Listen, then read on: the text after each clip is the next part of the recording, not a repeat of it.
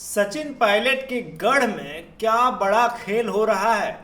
हमने देखा कि टोंक में जिस तरीके से भाजपा अपनी रणनीति बना रही है उसको देखकर तो यही लगता है कि आने वाले चुनाव में कुछ बड़ा खेल भाजपा करने वाली है। क्या है पूरी खबर बताऊंगा आपको विस्तार से। नमस्कार, मेरा नाम ऋषभ है और आप देख रहे हैं संवाद भारत का, भारत के लिए। राजस्थान की पॉलिटिक्स जो है काफ़ी कॉम्प्लेक्स भरी रहती है ये समझना ज़रूरी है कि यहाँ किस तरह से पॉलिटिकल स्ट्रेटेजी और पावर के स्ट्रगल होते रहते हैं।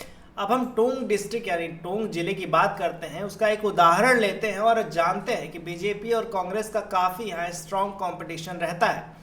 राजस्थान में 2023 के विधानसभा चुनाव में बीजेपी कांग्रेस से हार गई थी, लेकिन बीजेपी ने अभी भी अपनी जो है ताकत को वहां जिंदा रखने की कोशिश की है। बीजेपी का मकसद है कि सचिन पायलट के गढ़ यानी टोंक में अपनी जगह बनाए रखना। सचिन पायलट वहां कांग्रेस के एक जो है स्ट्रांग मजबूत लीडर है, मजबूत नेता है और उनका काफ़ी दबदबा है।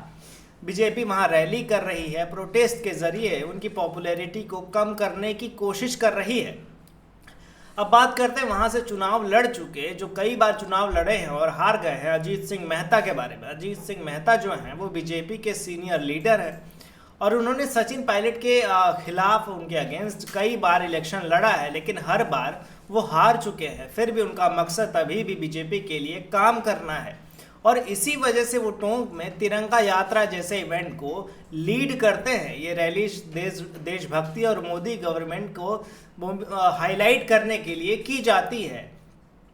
खैर, 17 अगस्त को टोंक में एक मार्केट बंद रखने का अनाउंसमेंट किया गया है। जो बांग्लादेश में हिंदुओं के खिलाफ हुआ उसको देखकर यह आक्रोश जो है 17 अगस्त को जताया जाएगा। बीजेपी इस तरह के मुद्दों को उठाकर लोकल लेवल पर हिंदू वोट बैंक को जो है साधने की कोशिश करना चाहती है। इसलिए ये एक कम्युनल इशू को पॉलिटिकल रूप में जो है के लिए एग्जाम्पल ये सेट कर रही है कि आखिर जो बांग्लादेश में जिस तरीके से हिंदुओं पर अत्याचार हुआ उसका आक्रोश हमने देखा कि तमाम बड़े शहरों में, छोटे शहरों में जिस लेवल पर जो नेता काम करता है वो वहाँ आक्रोश दिखा रहा है। तिरंगा यात्रा के बाद इसको लेकर भी प्रोटेस्ट किया जा रहा है। खैर, पर टोंक में अगर बात करें तो क्या सचिन पायलट का जो गढ़ है उसमें बीजेपी ढहाने में क्या सफल रहेगी।